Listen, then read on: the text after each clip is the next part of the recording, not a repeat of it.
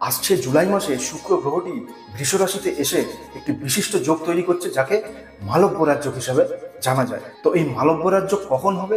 তো মাথায় রাখবেন, যখন এই শুক্র গ্রহটি লগ্নস্থান, চতুর্থ স্থান, সপ্তম স্থান কিংবা দশম স্থান, এই চারটি কেন্দ্র স্থানের মধ্যে যে কোনো একটি স্থানে অবস্থান করবে, এবং সেই স্থানটি অবশ্যই কিন্তু শুক্রের স্বক্ষেত্র হতে হবে কিংবা শুক্রের উচ্চস্থ ক্ষেত্র হতে হবে।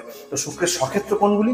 বৃষ এবং তুলা রাশি, এবং শুক্রের উচ্চস্থ ক্ষেত্র হলো মীন রাশি। তো এই তিনটি রাশিতে যদি চারটি কেন্দ্রস্থানের মধ্যে কোনো একটি পড়ে এবং সেইখানে যদি শুক্র প্রেজেন্ট থাকে, তাহলে কিন্তু আপনার জন্মছকে মালব্য রাজ্য আছে বলেই জানবেন।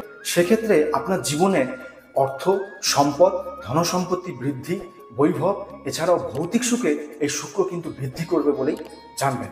তো এই জুলাই মাসে কোন কোন লগ্ন রাশির মানুষ এই ধরনের ভাগ্যবান হতে চলেছেন সেটা এবার জেনে নিন। প্রথম লগ্ন রাশি হলো টরাস অর্থাৎ বৃষ, দ্বিতীয় লগ্ন রাশি হলো লিও অর্থাৎ সিংহ, তৃতীয় লগ্ন রাশি হলো স্করপিও অর্থাৎ বৃশ্চিক, এবং চতুর্থ লগ্ন রাশি হলো অ্যাকোয়ারিয়াস অর্থাৎ কুম্ভ লগ্ন রাশি।